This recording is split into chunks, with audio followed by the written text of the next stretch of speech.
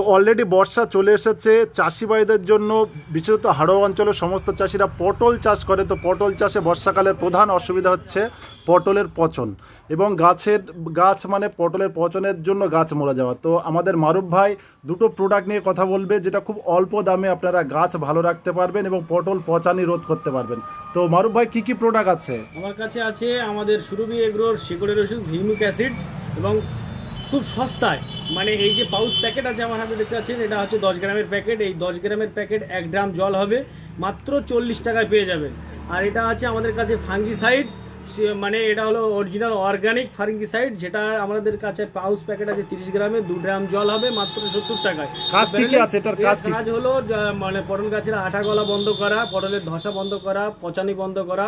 এর সঙ্গে শুধু কপার অক্সিক্লোরাইড মিশিয়ে আপনি স্প্রে করবেন, আপনার আঠা গলা, পচা, ধসা সমস্ত জিনিসটাকে রোধ করে দেবে। এতে কোনো মানে